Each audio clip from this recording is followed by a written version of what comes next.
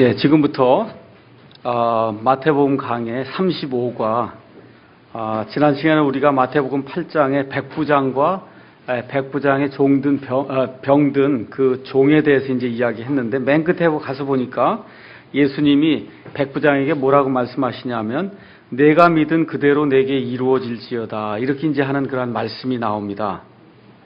요새 이거 어디서 많이 들은 이야기 아니에요? 오순절 은사운동 하는 데 가서 보시면 병 고칠 때 내가 믿은 대로 그대로 된다, 그렇게 해서 병이 나오면 그 사람 믿음이 좋은 거고, 병이 낫지 않으면 믿음이 없다 그러고, 그러니까 완치율이 그냥 100%예요. 그 고치는 사람은 100%예요. 완치율이.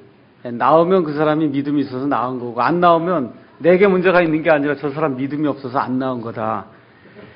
지금 그렇게 이야기하는데, 지금 여기 나오는 믿은 대로 될지어다 할 때 그 믿음이 지금 오용을 하면 안 된다는 얘기예요. 믿음이 어떤 믿음이 돼야 되냐? 하나님께서 계시해 주신 것을 믿는 그런 믿음이 돼야 돼요. 하나님이 계시해 주신 것을 믿는 그 믿음.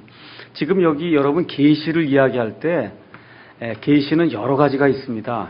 구약 시대에 하나님께서 꿈으로도 자신을 계시하시고, 대언자로도 계시하시고, 기적을 통해서도 계시하세요. 홍해 갈라지는 그런 사건을 통해서도 계시하시고, 심지어 이 발람의 경우에는 나귀를 통해서 나귀의 입을 여셔갖고 나귀가 말을 하게 하신단 말이에요. 그렇게 하셔서 하나님의 뜻을 계시하신 그런 경우가 있습니다. 그래서 계시가 여러 가지가 있는데, 그러한 그 보편적인 그러한 어떤 계시 말고 특별한 그런 계시가 있어요.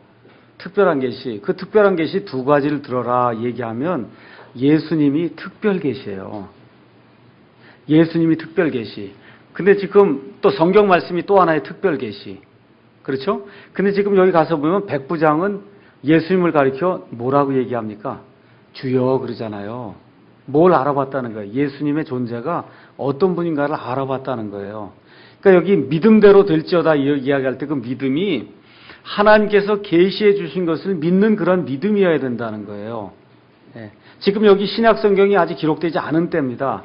다만 지금 예수님이 특별한 계시로 이 땅에 오셔서 예수님이 내가 누구라는 걸 보여줄 때 백부장이 거기에 올바로 반응을 했다는 거. 아, 이분이 나를 구원해 주실 주님이구나 하고 바르게 반응을 했다는 그런 믿음이래야 병이 낫는 그런 일이 있을 수 있다는 겁니다. 두 번째, 그분께서 계시하신 방법대로 믿어야 된다는 겁니다.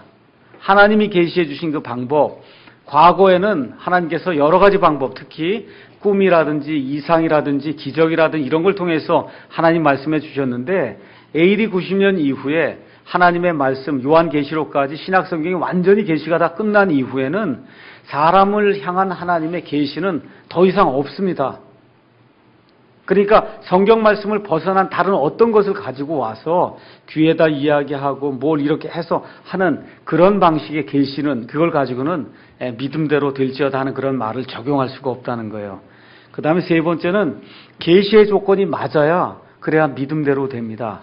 계시의 조건이 맞아야 된다. 그것은 무슨 얘기냐 하면 시대를 구분해서 하나님 말씀을 잘 봐야 된다는 겁니다. 그래서 방언이라고 하는 것, 병 고치는 것, 이런 것들이 있던 때가 있고 그것이 없어지는 때가 있는데, 없어진 이와 같은 시대에 자꾸 그런 걸 구하면은 그럼 예수님 말씀대로 간음하고 음란한 세대가 표적을 구한다는 그와 같은 책망을 듣기 쉽다는 겁니다. 그래서 지금 이 시대에 우리가 믿음대로 될지어다라고 이야기할 때는 어떤 믿음이냐 하면 하나님께서 저와 여러분을 창조하시고 하나님의 아들, 딸로 삼아 주셨기 때문에 우리 하나님 아버지께서 나의 모든 사정을 이 세상 누구보다 가장 잘 아신다. 그렇죠? 그래서 뭘 하라는 거예요? 하나님의 왕국과 그분의 의를 구하면 이 모든 것을 채워주신다. 많은 사람들이 오해하거나 착각하는 그런 부분이 있어요. 그게 뭐냐 하면 세상에서 무엇인가가 굉장히 잘 되면은 그러면 그게 하나님의 복이라고 자꾸 생각을 하는데 실질적으로 그렇지 않다는 겁니다. 왜 그러냐면 여기는 많이 살아야 80세, 90세예요. 그래서 여러분 1년 더 살았다 이거예요. 여러분 이 다음에 지금 여기 앉아 계신 한 40대 되신 분들은 평균 수명이 90이 넘는다 그럽니다. 여기 앉아 있는 사람 중에 지금 20대 사람이 있으면 평균 수명이 100세라고 그래요. 평균. 그 얘기 무슨 얘기야? 120세도 살 사람이 있다는 거예요, 여기 20대 중에는. 근데 여러분, 그게 꼭 복이 아니에요. 50대면 직장이 없어지는데, 그때부터 70년간을 무직으로 이러고선 이거 살아서 나가면 여러분, 그게 엄청난 저주입니다. 그러니까 죽을 때 어느 정도 가서 죽어야지. 이게 그냥 무작정 길게 이거 하면 그게 복이 아니에요. 진짜 여러분 심각하게 생각해야 돼요. 이게 어느 정도 죽을 때가 되면 가서 죽어야 되는 것이 그게 복입니다, 사람의. 이건 뭘 제가 농담으로 말씀을 드리는 그런 게 아니라 하나님이 우리에게 원하시는 것은 이 땅이 영원한 장소가 아니라는 걸 알기를 원하잖아요. 그렇다고 해서 빨리 죽여주십시오, 이렇게 기도할 필요는 없는 거고요. 그럴 필요는 없어요. 그럴 필요는 없지만 우리에게 병이 오고 우리에게 죽는 것이 온다고 하는 게 너무 자연스러운 그런 일이라고 하는 사실을 인정을 하고, 어려운 일이 온다고 하는 게 너무 자연스러운 그런 일이라는 걸 인정을 하고, 그 다음에 하나님의 은혜를 구해야지, 예수님을 믿으니까 병 하나도 없고 재난 하나도 없고 슬픔 하나도 없고 오래 살고 죽지 않고 이런 걸 이 땅에서 구하게 되면 그거는 하나님을 모독하는 거라는 거죠. 그런 일은 있을 수가 없잖아요. 우리 인간의 죄로 말미암아 그런 일이 생길 수가 없는데, 그 예수 믿는 걸 그런 식으로 착각을 하면 안 된다는 거죠. 여기 나와 있는 것도 잘못 오용을 하면 믿음대로 될지어다 했으니까 100만 원 갖다 드리고 그냥 무언가 머릿속에 믿으면은 그럼 뭔가 1000만 원이 생기고 하는 이런 방식으로 생각을 하면 그거는 하나님의 말씀을 완전히 잘못 이해하는 거다. 그래서 하나님이 계시해 주신 방법대로 또 시대와 그러한 세대를 잘 구분을 해서, 그래서 우리가 믿음을 가지고 하나님께 나아가야 된다는 겁니다. 그래서 여러분과 제가 구약시대의 복과 신약시대의 복을 잘 이해를 하셔야 돼요. 구약시대의 하나님의 백성은 땅의 백성이에요. 이스라엘 백성은 가나안 땅에 있는 거예요. 그 가나안 땅에 하나님의 은혜가 임하면 그러면 땅에서 번성하고 잘 되는 것이 보여서 주변에 있는 이방 나라들이 보고는, 야, 이거 여호와 하나님이 함께하니까 이 나라가 정말 복을 받는구나. 이런 식으로 이게 복 받는 것이 다른 사람들에게 정말 보여지도록 하나님이 그렇게 해주셨어요.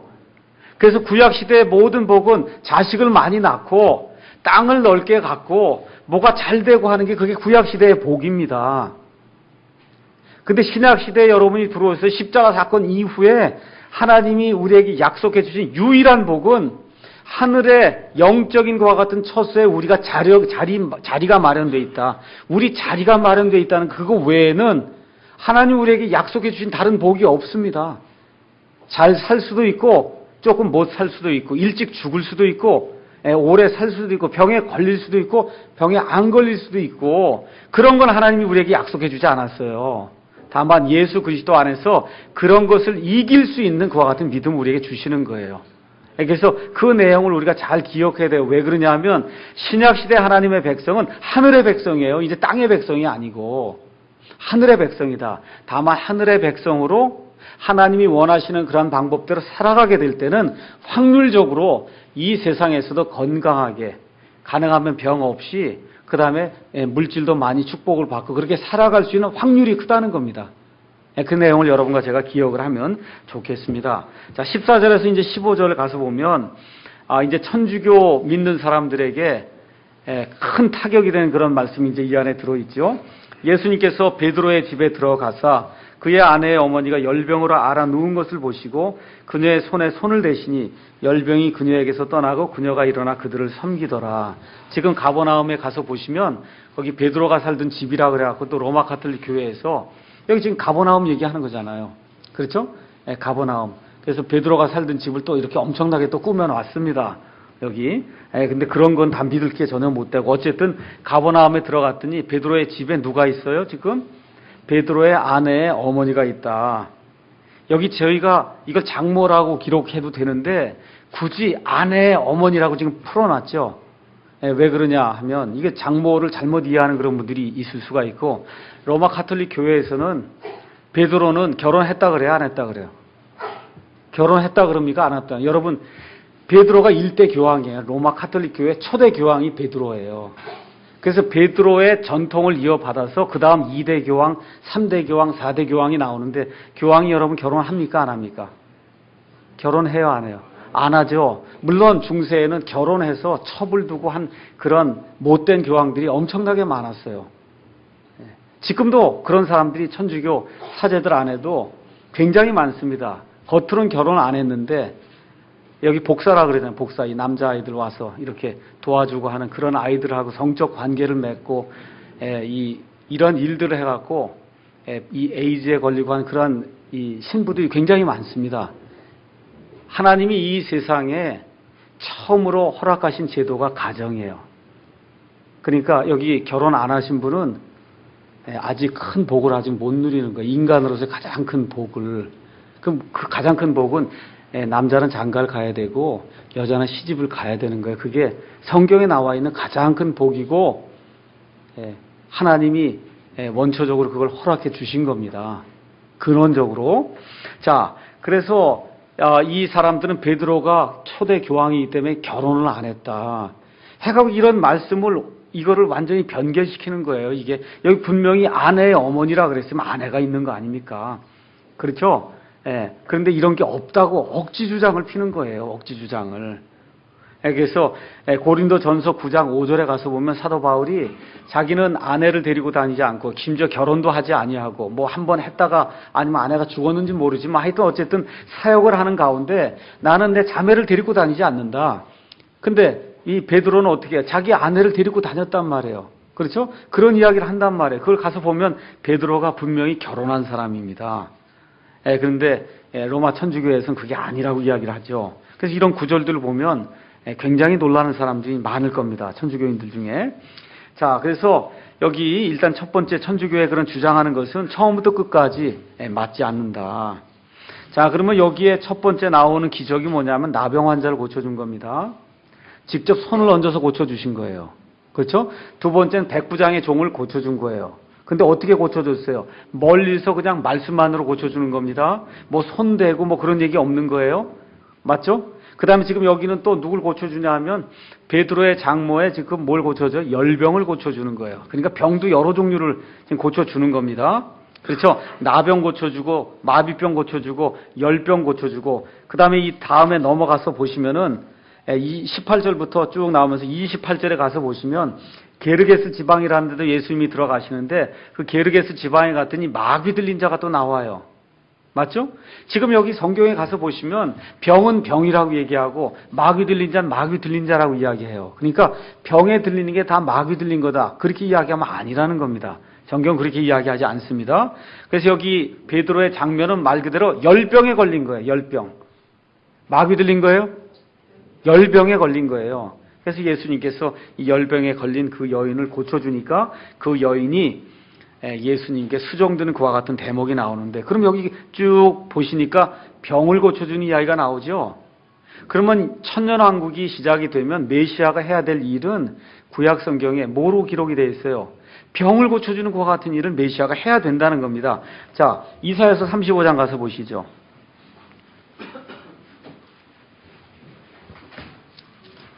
이사야서 35장에 가서 보시면은 제목이 뭐로 나와 있냐면 시온의 미래 영광이다 이렇게 이제 되어 있습니다. 그래서 우리가 복음성가 같은 거 이렇게 보면은 광야와 적막한 곳이 그것들로 인해 기뻐하며 사막이 즐거워하고 장미같이 피며 우리가 황무지가 장미꽃같이 그렇죠? 그런 노래 우리 찬송가 부르잖아요. 그 찬송가가 사실은 천년왕국에 대한 그런 찬송가입니다. 무성하게 되어 기쁨과 노래로 즐거워하고 레바논의 영광과 갈멜과 샤론의 빼어난 것을 얻으리라. 그들이 주의 영광과 우리 하나님의 뛰어나심을 보리라. 이게 쭉 이야기를 이제 한 다음에 5절 가서 보니까 어떤 일이 이제 그때 발생하느냐. 그때 눈먼 자의 눈이 열리고 귀 먹은 자의 귀가 열리며 그렇죠? 그때 다리 저는 자는 사슴같이 뛰고 말 못하는 자의 혀는 노래하리니 광야에서 물들이 터져 나오고 사막에서 시내가 흐르며 바싹 마른 땅이 연못이 되고 메마른 땅이 물들의 샘이 되며 용들이 각각 누워 거하던 것에 풀과 갈대와 골풀이 함께 자라리라. 그러니까 천년왕국이 되면서 특별히 이스라엘 지방에 어떤 일이 발생해요? 지형도 변하게 되고 사막이 변해서 정말 풀이 자라날 수 있는 그런 데가 변화되고 또 어떤 일도 변해요? 사람들의 질병이 없어지면서 그래서 메시아를 통해서 여기 눈먼 자의 눈이 열리고 귀 먹은 자의 귀가 열리고 그렇죠? 다리 저는 자가 일어나고 이런 일들이 천년왕국이 시작되면 일어난다는 거예요. 문자 그대로. 그래서 여러분 33장 24절도 역시 지금 똑같은 말씀이거든요. 33장 24절도 지금 마지막 때에 천년 왕국에 대한 그런 얘기입니다. 17절 위에 가서 보면 제목이 위대한 왕의 땅 그렇게 돼 있잖아요. 위대한 왕 메시아가 다스리는 그 땅에 어떤 일이 일어날 건가 하는 그런 내용이 이제 그 안에 기록이 돼 있습니다. 예. 24절에 그 거주민은 이르기를 내가 병들었노라 하지 아니하리라. 그 안에 거하는 백성들이 자기 불법을 용서받으리라 해서 이스라엘 특별히 예루살렘 안에는 병든 자가 없고 그 다음에 백성들이 자기 불법을 용서받는 그와 같은 일들이 일어난다. 성경이 그렇게 이야기합니다. 그래서 메시아가 오시면은 실질적으로 문자 그대로 이걸 성취하셔야 돼요. 눈 먼 자의 눈을 열어주고 귀 먹은 자의 귀를 열어주시고 다리 저는 자를 일으켜 세우시고 죽은 자를 살리고 마귀 들린 자를 예수님께서 내어 쫓아서 온전하게 만들어주시고 하는 그런 일들이 일어나는 걸 지금 8장에 쭉 지금 기록을 하고 있는 겁니다. 이런 관점에서 성경을 보셔야지 이걸 읽거나 예수님이 했으니까 나도 해야 되겠구나 하고 연습하면 이건 완전히 또 넌센스가 되는 겁니다. 예. 자, 그래서 여기 가서 보니까 그녀의 손에 손을 댔다 그랬어요. 아까 나병 환자도 손을 대셨죠? 그렇죠. 그런데 고넬료 아까 그 종을 고칠 때 손 댔어요? 안 댔어요? 예, 그렇죠. 그런 거 안 됐으니까 댄 경우도 있고 되지 않은 경우도 있는데 특별히 여러분이 성경을 가서 보시면은 손을 댄 경우가 많습니다. 손을 댄 경우가 많아요. 그래서 이 부흥 강사들이나 오순절 은사주의 하는 사람들이 꼭 그런 구절만 가서 읽어요. 손을 댔다 이것만 읽어서 여러분 요새 뭐 제가 어느 교회라고 이야기하지 않지만 무슨 헤븐리 타치 미니스트리 하잖아요. 타치했다 그러잖아요. 하늘에 무슨 타치를 했다 그래갖고 무슨 어느 대학교 교수인데 장로라고 한 사람이 타치하면은 병이 낫는다 그러고 그래서 하지 않습니까? 헤븐리 타치예요. 지금 여기 손을 댔다는 게 타치예요. 그게 타치. 아시겠죠? 손을 댔다는 게 타치했다는 거예요. 다 이런 것들을 인용을 해갖고 예수님이 타치했듯이 하늘에서 무슨 타치하는 게 있으면 그러면 병이 낫는다 그러고 그렇게 해서 말 그대로 어느 면에서 거짓을 행하는 그런 사람들이 이제 많이 생기게 되는데 이런 모든 것들은 실질적으로 성경과 다르다는 겁니다. 그래서 이 사람들 주장하는 게 안수해야만 낫는다는 그래서 안수하고 뒤로 밀어서 넘어뜨리기도 하고 이제 그런 이야기 하면서 이 사람들이 주장하는 성경 구절이 이상한 걸 주장해요. 히브리서 13장 8절 한번 가서 보세요. 히브리서 13장 8절.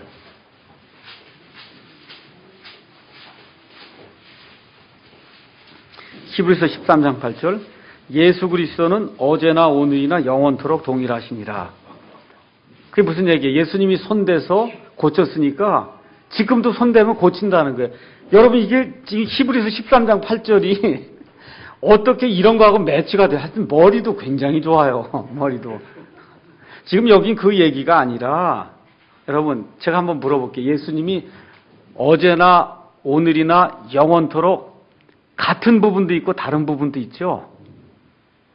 여러분 예수님 이 땅에 음녀하고 태어났을 때 요만했던 거 아세요? 예수님 태어나자마자 이렇게 1m 70 이렇게 된 거 아니에요? 요만했어요. 맞죠? 젖 빨았죠, 예수님이. 젖 먹고 자랐잖아요. 맞습니까? 예수님 그럼 변했어요, 안 변했어요? 30세 될 때하고 1살 때하고 변하죠? 변하는 부분도 있어요. 지금 여기서 이야기하는 예수 그리스도는 어제나 오늘이나 영원토록 동일하시다. 지금 뭘 얘기하는 거예요? 키가 안 변했다. 뭐 아니면 손바닥으로 댔으니까 그때도 지금도 돼야 된다. 지금 이런 얘기하는 겁니까? 뭘 얘기하는 거예요? 예수님은 그리스도라는 거예요. 예수님이 그리스도라고 하는 그 사실이 어제나 오늘이나 영원토록 동일하다는 지금 그런 이야기를 하고 있는데 지금 뭐 성락교회 이런 데 가서 하면 이걸 얘기하는 거예요. 이걸 뚝 따라가는 가서 마태복음에 집어넣고는 안수해서 났으니까 지금도 안수하면 낫는다. 이런 식으로 이거 성경을 오용하는 거죠. 이런 일이 굉장히 많습니다. 예수님은 모든 면에서 변하지 않는 그런 분이 아니야. 어느 면에서 변하지 않냐? 예수님이 참 하나님이며 참 인간이라고 하는 그 면에서 변하지 않습니다. 우리의 구원자라고 하는 그 면에서 변하지 않아요. 하지만 손을 댈 때도 있고 대지 않을 때도 있잖아요. 그렇죠? 백부장의 종 같은 경우는 멀리서 이야기만 해도 낫지 않습니까? 이거는 하나님이 원하시는 대로 하시는 거지 자기들이 원하는 그런 구절들만 딱 따갖고 헤븐리 타치라 그러고 가서 쑥쑥 밀어서 넘어뜨리고 하는 그런 일들 하는 거는 그건 마귀의 일입니다. 하나님의 일이 절대 아니에요. 그래서 사도의 표적에는 많은 경우에 손에 이렇게 손을 대갖고 병을 고쳐준 그런 일들이 있었습니다. 그렇지만 꼭 그런 건 아니다. 꼭 그렇지는 않습니다. 그래서 안수하여 병 고치는 것은 주로 유대인들하고 상관이 많이 있었어요. 그래서 여러분이 야고보서를 읽어보시면 장로들 초청해서 그거 할 때도 안수하고 기름 받고, 그다 원래 야고보서가 누굴 위해서 기록됐다고요? 흩어진 12지파. 그렇지 않습니까? 그런 일들이 있다고 하는 사실을 저와 여러분이 기억을 하시면 좋겠습니다. 자, 그래서 이제 장모 이야기가 끝나고 난 다음에 16절에서 17절에 이번엔 드디어 마귀 들린 많은 자들을 예수님께 데리고 오는 그런 내용이 나오는데, 데리고 오니까 16절에 저녁이 되매 그들이 마귀 들린 많은 자들을 그분께 데려오거늘 그분께서 자신의 말씀으로 그 영들을 내쫓으시고 병든 자를 어떻게 했다고요? 그럼 예수님은 몇 % 고치는 거예요? 병자만 왔다 그러면 몇 프로 고쳐요? 몇 프로 고쳐요? 100% 고치는 거예요. 여기 믿음이 있는 자만 고쳐줬다 그래요? 어떻게 고쳐요? 100% 고치는 거예요. 100%. 그러니까 지금 뭐 은사 뭐 해갖고 자기가 병 고치는 은사가 있다 그러면 그냥 안병동 가서 쭉쭉쭉쭉 그냥 하고는 다 나야 되는 거예요. 그게 은사예요. 그게 그런 거 하나도 하지 못하고 나오면은 내 힘으로 다 낫다 그러고 낫지 못하면 믿음이 없어서 그렇다 그러고 이렇게 얘기하니까 이게 다 가짜거든요.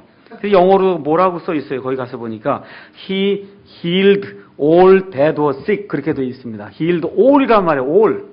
병든 모든 자를 다 고쳤다는 겁니다.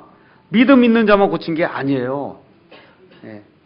마가복음 2장 5절에 가서 보시면 마가복음 2장 5절 아까 백부장 같은 경우 병 고쳤죠? 누구 믿음으로 고쳐줬어요? 병을.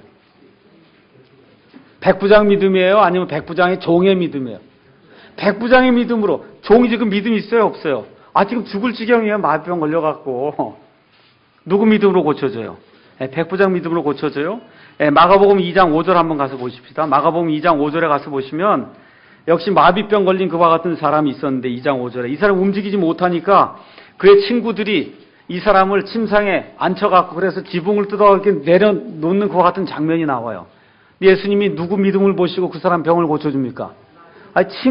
친구들의 믿음을 보시고 5절에 가서 보니까 예수님께서 그들의 믿음을 보시고 마비병 환자에게 이르시되 아들아 내 죄들을 용서받을지어다 하시니라. 그러니까 본인이 믿음이 있는 경우도 있고 옆에 사람이 믿음이 있는 경우도 있잖아요. 그렇죠? 그러니까 꼭 100% 저 사람이 믿음이 있어야만 병이 고쳐진다 이렇게 이야기하는 그게 거짓말이라는 거예요. 그런 거 성경에 기록되어 있지 않습니다. 실질적으로 여러분이 야고보서 5장 14절에서 16절 여기 가서 보시면 못 고치는 게 누구 책임이냐? 이거 병 고치는 사람의 책임이지 병 고침의 대상이 되는 그 사람의 책임이 아니라는 거예요. 그래서 잘 우리가 가서 성경 말씀을 살펴봐야 됩니다. 자, 여기 이제 그 영들을 내쫓으시고 병든 자를 다 고쳐주시니 17절에 그 하신 이유가 있다 그랬어요. 이것은 대언자 이사야를 통해 말씀하신 것을 어떻게 하기 위한 거예요?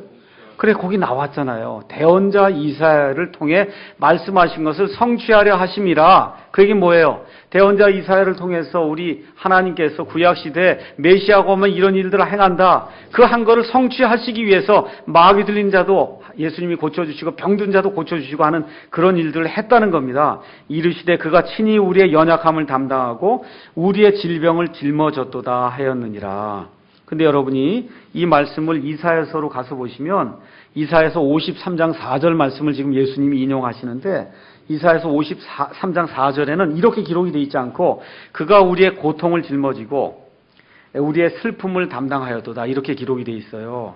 근데 지금 여기는 뭐라 그랬어요? 그가 친히 우리의 연약함을 담당하고 우리의 질병을 짊어졌도다.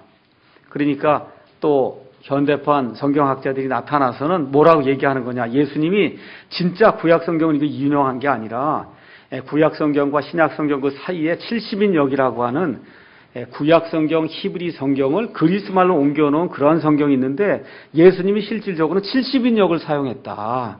이렇게 또 주장을 하는 겁니다. 70인역은 사람이 상상 속에서 만들어낸 그런 창작물이지 이 세상에 존재하는 그런 창작물이 아닙니다. 예수님은 성경 말씀을 인용하실 때 히브리 성경을 인용하셨어요.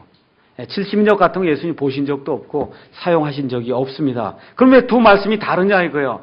다른 것은 얼마든지 다를 수가 있어요. 예수님이 구약 성경도 기록하셨고 신약 성경도 예수님이 기록하셨어요. 그래서 예수님께서 구약 성경에 기록된 그런 말씀을 자유롭게 신약 성경에서 이렇게 인용을 하시는 거예요. 내용은 똑같은 겁니다. 단지 100% 똑같게 인용하지 않으시고 어느 면에서 주석으로 설명을 해주시면서 이렇게 인용을 하시는 거예요. 그래서 아무 문제가 없습니다. 자, 그래서 그러면 이제 우리가 봐야 될 그런 내용이 있습니다. 많은 사람들이 예수님을 믿는 가운데 특별히 오순절 은사주의라고 하는 여기에 빠져들게 되면 꼭 뭐를 하려고 그러냐? 자기 힘으로 병을 고치려고 그럽니다. 자기 힘으로 병을 고치려고 그래요. 마귀를 내쫓는 연습을 하고 병 고치는 연습을 하고 방언 연습을 하고 좀 그렇게 하려고 그러거든요. 이 사람들이 주장하는 논리가 있어요. 먼저 제가 한번 여쭤볼게요. 자, 예수님이 이 땅에 오신 목적은 속죄 사역을 위해서 오셨어요. 속죄. 속죄는 영어로 어톤먼트다. 그렇게 기록이 있어요. 어톤먼트. 우리말로는 속죄라고 그랬는데 원래 어톤먼트라고 하는 건 어톤이라고 하는 A-T-O-N-E 이렇게 돼 있죠. 어톤. 그렇죠? A-T가 at이란 얘기예요. at. 그렇죠? 어톤 해서 어톤먼트라고 하는 그 뜻은 뭐냐면 둘이 나눠져 있던 거를 하나로 만든다는 거예요. 어톤. 톤이라는 게 ON이가 있잖아요. 완이 된다는 얘기예요. 둘로 나뉘어 있던 것을 하나로 뭉치는 그런 사역을 그거를 속죄 사역. 근데 그 속죄 사역을 예수님이 이루시는 가운데 그 속죄 사역의 일부가 뭐냐 하면 사람에게 구원을 주시는 거예요. 하나님과 사람이 둘로 구분이 됐어요. 죄 때문에. 그러니까 이게 죄를 치워야 되거든요. 그래서 죄를 치우는 그러한 일이 우리가 구원을 받는다. 이제 그렇게 이야기를 해서 이 속죄 사역 안에는 분명히 구원 사역이 들어 있습니다. 자, 그러면 여러분 여기 16절과 그 다음에 이 마태복음 8장에 있는 말씀을 쭉 읽어보시면 병 고치는 것도 속죄 사역의 일부입니까? 아닙니까? 예수님이 오셔서 하신 일의 일부예요? 아니에요? 일부죠? 속죄 사역의 일부예요. 병 고치는 거 예수님이 하셨어요. 또 구원도 우리에게 베풀어 주셨어요. 그렇죠? 그러니까 오순절 은사운동 이런 거 하는 사람들은 어떻게 이야기를 하느냐 이렇게 얘기하는 거예요. 속죄 사역 안에 구원이 들어있지 않냐. 그렇죠? 맞습니다. 속죄 사역 안에 병 고침이 들어있지 않냐. 그것도 맞는 얘기예요. 맞죠? 그럼 어떻게 구원을 받느냐 이거예요. 그거 어떻게 구원받아요? 믿음이 있으면 구원받죠. 그러니까 그거를 논리를 하나 더 전개하면 믿음이 있으면 그럼 또 어떻게 살 수 있다는 거예요? 병을 고칠 수 있다는 거예요. 이렇게 나가면 이게 문제가 생기는 거예요.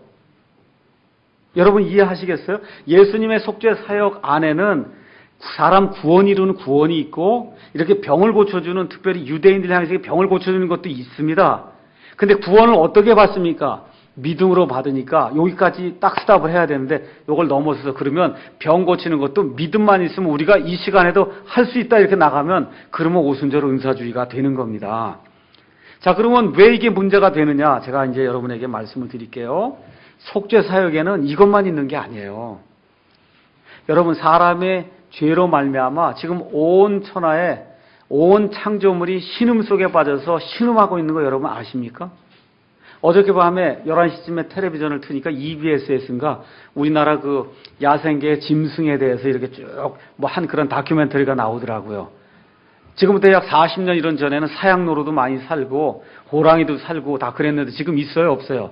9개월 동안 계속 뭐 카메라 갖다 하는데 안 나와요. 그것들은 잡히질 않습니다. 다 죽어서 없어진 거예요. 창조물이 신음해요. 지금 이번에 구제역 사건 해서 그날 400만 마리 지금 소, 돼지가 지금 죽었거든요. 왜 그런 거예요? 구제역 때문에 그렇죠. 근데 그게 왜 생겼냐고요. 사람의 죄 때문에 생긴 거예요. 사람의 죄 때문에. 그래서 예수님의 속죄 사역에는 창조물이 신음하는 것에서 벗어나게 하는 것도 포함이 되어 있어요. 그래서 나중에 천년왕국에 들어가게 되면 더 이상 저와 같이 소와 돼지가 매몰되는 이런 일이 생기지 않습니다. 그런 일들도 이제 생기지 않게 되고 짐승 세계의 저주도 없어지게 되고 세상 자체에 가지고 있는 많은 병, 암이니 지금 여러 가지 그런 병들로 고생하잖아요. 이런 거 속죄 사역의 일부로 나중에 없어지게 됩니다. 병도 없어져요. 가난도 없어져요. 잔인한 그런 독재도 없어져요. 그렇죠? 전쟁도 없어집니다. 기근도 없어집니다. 이런 모든 것이 예수님이 이 땅에 오셔서 이루시는 속죄 사역의 일부가 맞습니까? 아닙니까? 맞아요. 근데 지금 그게 지금 이 시간에 다 이루어집니까? 아니에요. 그게 지금 문제가 되는 거예요. 속죄 사역의 일부는 맞지만 그것이 문자 그대로 100% 이루어지는 것은 언제 이루어집니까? 예수님 재림 때 이루어지는 거예요.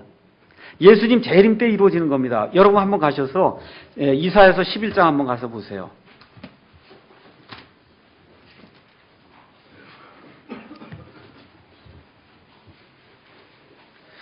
이사야서 11장 가서 보시면 제목이 이새 시의 통치 이렇게 해서 이새의 줄기에서 한 막대기가 나며 이렇게 쭉 나오면서 여러분이 잘 아시는 대로 6절에 이리도 어린 양과 함께 거하며, 이거 어린 양이 이리하고 거하면 되겠어요 지금? 안 되죠? 근데 이런 일이 예수님의 속죄 사역에 포함되어 있습니까? 없습니까?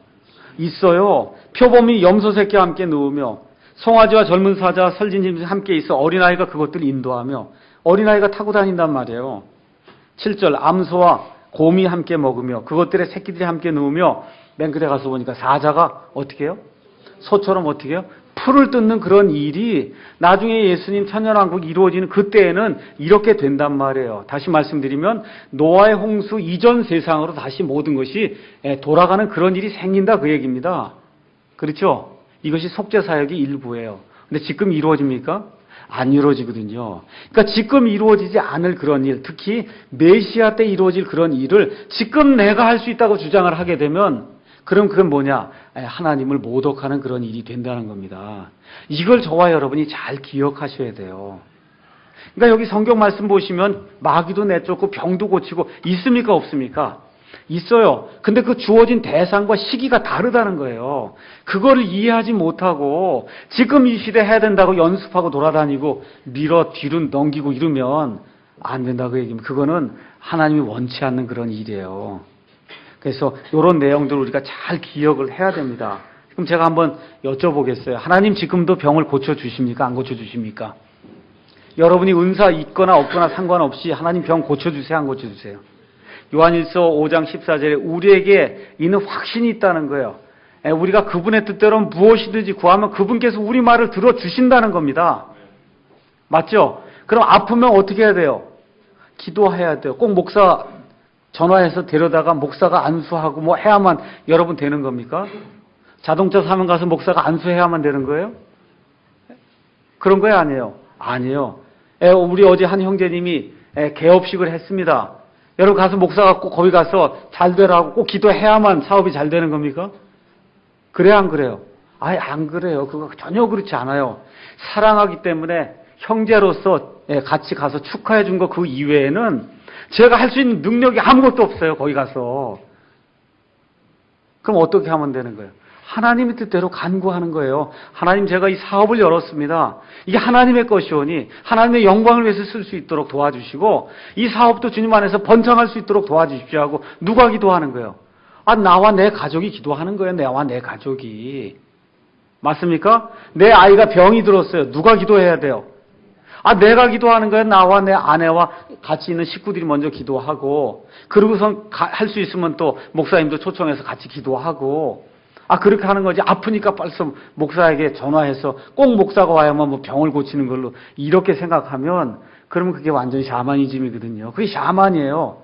그렇게 일을 해주는 사람을 샤만, 무당이라고 얘기하는 거예요. 불러다가 뭘 하면은 국거리 하듯이 하면 병 고치는 거. 이런 일은 더 이상 신약 시대에 없어요. 왜 그래요? 하나님과 사람 사이에 중보자가 이제는 필요 없는 시대가 됐어요. 어떻게 나가요? 교환은 없이 직통전화로 나가는 거예요, 하나님께. 맞습니까? 교환은 중간에 끼지 마시라고. 목사가 교환원인데 그거 끼지 말란 말이에요. 어떻게 직통 나가시라고. 하나님 앞에 어려움 당하시면 직통 나가는 겁니다. 내가 당하면 내가 기도하는 거고, 내 아이가 당하면 내 아이를 위해서 내가 기도하고, 아이도 기도하고, 온 교회가 합심 기도하고, 그렇게 하는 거예요. 그래서 성경이 그것이 성경의 방법입니다. 그러면 약을 쓸 수 있어요? 쓰면 안 돼요. 약을 써도 돼요? 쓰면 안 돼요. 약을 쓰는 게 정상적인 거예요. 왜 그래요? 여러분과 제가 사는 것 자체가 기적이 하루하루 사는 게 그 약이라고 하는 게 들어가서 그 화학물질이 들어가서 그 많은 것들 중에 어떻게 이 병을 고친다. 그거 자체가 기적이에요. 기적. 그러니까 약을 쓰더라도 하나님께서 이 약물을 통해서 역사하시도록 정상적인 방법으로 그렇게 저와 여러분이 기도하고 약을 써야 됩니다. 아프면 주사도 맞아야 되는 거고. 그렇죠? 아프다가 정저기 하면 죽을 수도 있습니까? 없습니까? 있습니다. 있어요. 죽을 수도 있어요. 기도해도 안 나을 수도 있어요? 없어요? 있어요. 얼마나 안 나을 수 있는지 한번 가서 보시겠습니다. 디모데후서 4장 20절 가서 보세요. 디모데후서 4장 20절에 사도 바울이 이제 죽을 때가 돼서 마지막 유서를 남긴 이와 같은 말씀이 디모데후서입니다. 디모데후서의 맨 마지막에 사도 바울이 뭐라고 지금 말씀하고 있냐 하면, 내가 사랑하던 이 여러 형제들 중에 여러 사람들이 이제 다 이야기를 하고 4장 20절에 뭐라고 얘기하냐면, 에라스도는 고린도에 머물러 있고 드로비모는 나와 함께 저는 정말 돌아다니면서 갖은 욕을 다 보고 예수님의 왕국을 위해서 일하던 드로비모가 있는데, 드로비모는 병들어서 어떻게 했다 그래요? 밀레도에 그냥 남겨뒀다.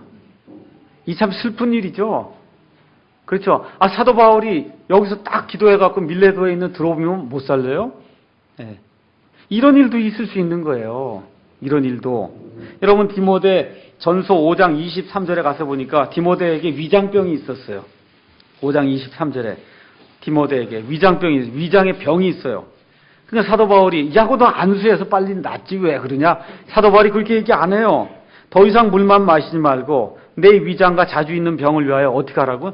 포도즙을 조금 쓰라는 거예요. 이게 무슨 소리예요? 약을 좀 쓰라는 겁니다. 약으로서 포도즙을 마시라는 거예요. 약으로. 심지어 사도 바울이 자기 병 고쳐요? 못 고쳐요? 못 고치죠? 고린도후서 12장에 가서 보면 그렇게 죽은 사람까지도 살리던 사람이 드디어 이제 사도 시대가 끝나가면서 표적이 일어나는 그런 시대가 끝나게 되니까 자기에게 가시가 있었단 말이에요. 하나님께 간구했어요. 3번이나 간구했습니다. 이게 좀 떠나가면 좋겠습니다. 우리 하나님 뭐라 그래? 내 은혜가 내게 족하다. 그래서 어떻게 했어요? 평생 동안 가시를 달고 그러고 사는 그런 삶을 살았어요. 이게 예수 믿는 거예요. 예수님 믿는다고 해서 허공에 붕붕 떠서 다니고 그러는 게 아닙니다. 그래서 정상적인 그런 삶을 사는 것이 예수님을 믿는 그런 사람들의 특징이에요. 다만 뭐가 다르냐 하면 방향이 정해졌다는 거예요. 방향이. 제가 다시 한번 말씀드리지만 학교에 플랜카드가 걸려 있어요. 인생은 속력이 아니라 방향입니다. 방향. 방향이 정해졌단 말이에요. 저와 여러분 방향이 정해졌어요. 믿지 않는 사람은 방향을 모른 채, 향방을 모른 채 왔다 갔다 지금 살고 있는 거고. 그렇죠? 그래서 병드냐, 조금 더 잘 사냐, 못 사냐, 이런 것이 하나님의 복이다, 아니다, 이런 걸로 나눌 수 있는 그런 기준이 못 된다는 겁니다. 자, 그 다음에 넘어가셔서 마태복음 8장 18절에서 22절. 근데 제가 여러분에게 다시 한번 위로의 말씀을 드리고자 하는 것은, 근데 깨끗하게 살고 술, 담배 안 하게 살고, 그렇죠? 몸 관리 잘 하고 살고 그러면 창수하는 복이 따라오게 돼 있어요. 남들보다 열심히 일하면 부자가 될 수 있는 확률이 더 큰 거예요. 그러니까 그리스도인들이 성경 말씀을 따르면 고상한 사람이 된다 그랬죠. 더 근검절약하는 사람이 되고, 그렇지 않습니까? 그런 것이 몸에 배어요. 대부분의 그리스도인들이 약 10분의 1은 하나님께 바치거든요. 그럼 일반 사람도 200만 원 갖고 살아야 되는데 그리스도인 대략 180만 원 갖고 살려면은 근검절약해야 됩니다. 믿지 않는 사람보다. 맞습니까? 그렇게 되면 그것이 몸에 배이게 되면 모든 것에서 더 부지런하고 근검절약하는 그런 것들이 나타나게 되기 때문에 하나님의 복이 자연적으로 물질적으로도 임할 수밖에 없다는 겁니다. 그러니까 우리가 그런 것을 믿는 거지. 그리고 우리의 방향이 정해져서 오늘 밤 죽어도 하늘나라에 간다는 그게 지금 정해진 거, 여기에 우리의 위안과 소망이 있는 것이지, 지금 물질이 조금 더 많냐 안 많냐 이걸 통해서 저주를 받았냐 축복을 받았냐 이런 거 구분하는 것은 그건 구약시대에, 특히 예수님 오실 때가 거기까지 가능한 것, 십자가 사건 이후에는 그런 일은 이 믿음의 어떠한 그 판단의 기준이 될 수가 없다는 겁니다. 자, 18절에 이제 가서 보니까 이렇게 해서 예수님이 내가 메시아라고 하는 그런 사실을 이 백성들에게 전하게 되니까 그때 어떤 사람이 이제 나타나는 거예요. 큰 무리가 이제 예수님이 따르는 그런 무리가 있었는데 건너편으로 떠날 것을 이제 예수님이 명령하셨어요. 자, 큰 무리가 있었다는 겁니다. 예수님이 큰 무리를 불쌍히는 여기셨는데, 잘 들어야 돼요. 불쌍히는 여기셨는데 이들에게 자기 자신을 의탁하지는 않으셨어요. 왜 그래요? 사람이 어떤 존재인지 아시기 때문에. 요한복음 2장에 가서 보시면은 그렇게 기록이 되어 있어요. 요한복음 2장 23절에서 25절에 사람이 어떤 존재인지 아시기 때문에 자기 몸을 사람들에게 의탁하지 않았다 그랬어요. 그러니까 저와 여러분이 이걸 많이 기억하셔야 됩니다. 특히 저 같은 경우는 이제 뭐 목회라고 얘기하기는 어렵지만 목회 사역을 하거든요. 제가 사람을 의지해 갖고 그렇게 하게 되면 낭패 볼 확률이 굉장히 큽니다. 사람을 불쌍히 여기고 격려하고 세워주고 어떻게 이건 가능해도 최종적인 저의 의지는 하나님이 돼야 돼요. 우리 교회 500명입니다. 1000명입니다. 이거 자랑하면 그런 폭삭 망할 그런 가능성이 큽니다. 그래서 사람을 의지하지 않는다는 거예요. 그래서 예수님은 늘 어떻게 했어요? 일이 있을 때마다 홀로 떨어져서 지냈습니다. 왜 또 사람을 의지하지 않았냐? 요한복음 6장에 가서 보니까 사람들이 그냥 예수님을 쫓아오는 거예요. 왜 쫓아오냐? 예수님의 기적을 보고는 예수님을 뭘 삼으려고 그랬어요? 자기들을 다스릴 왕으로 삼으려고. 여러분 이거 잘 기억하셔야 돼요. 예수님이 왕으로 오신 거 사실입니까? 아닙니까? 맞아요. 근데 지금 초림의 때에 왕이 되면 돼요? 안 돼요? 안 돼요. 왕으로 삼는 거 좋은 일인데 근데 뭐가 틀리면 안 돼요? 시기가 틀리면 안 된다는 거예요.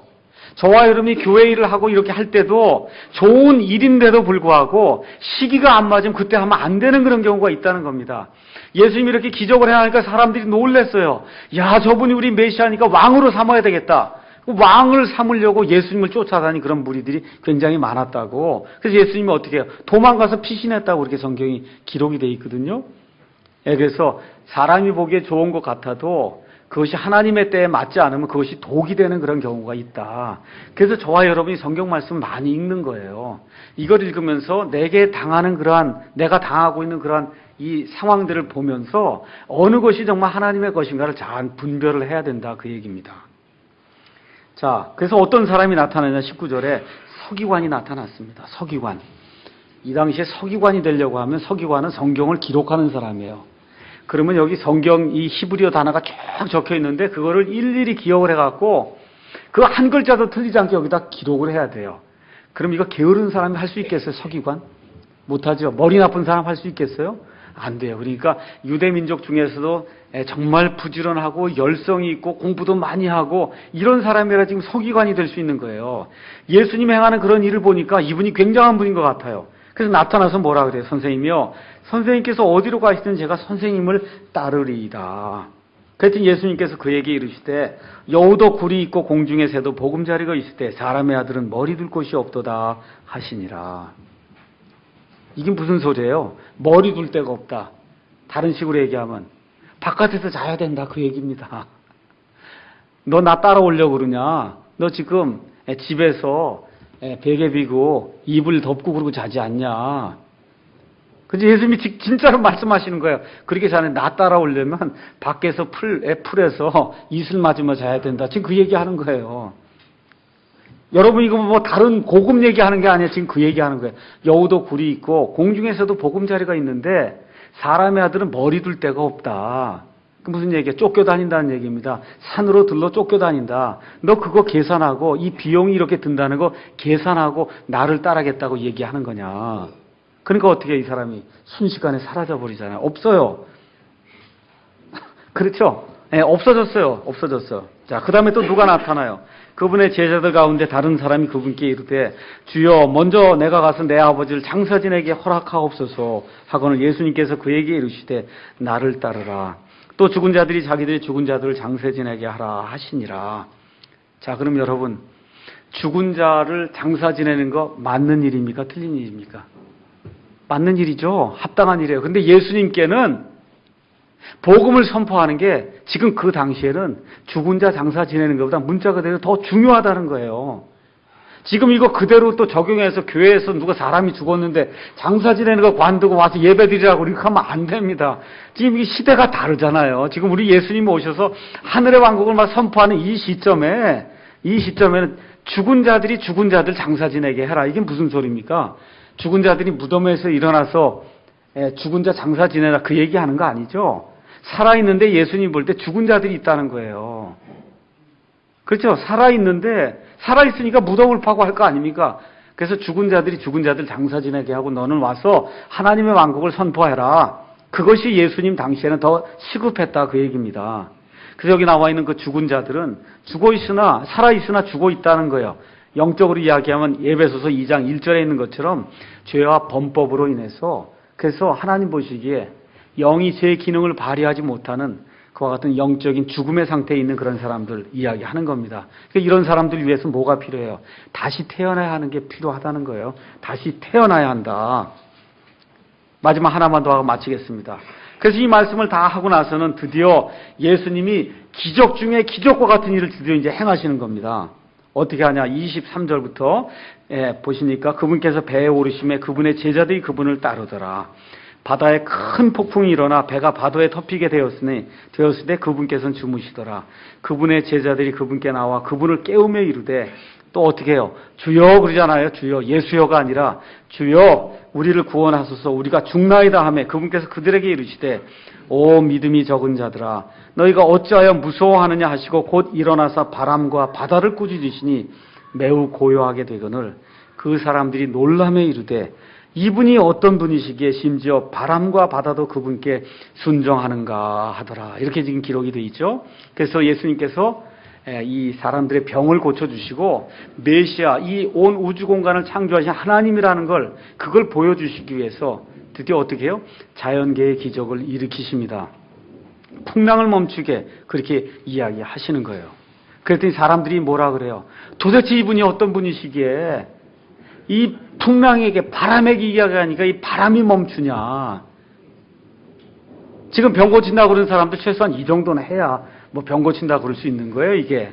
그렇지 않습니까? 오늘 비 오고 그러면 탁 해서 비 오지 말라 그러면 비가 딱 안 오고 이래야 그게 은사 받은 사람이죠.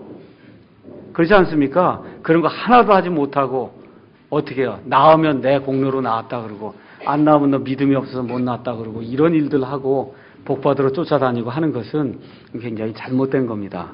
자, 그래서 오늘은 여기까지 27절에 있는 그 말씀까지 보면서 이제 마태복음의 산상수훈을 5장에서 7장까지 끝내고 그리고 드디어 예수님께서 나타나시는 뭘 보여주시는 거예요? 자신의 메시아 되심을 여러 가지 표적들을 통해서 보여주시는 그런 일들이 8장부터 기록이 되는 거다. 이렇게 이해를 하시고 다음 시간에 또 뵙도록 하겠습니다.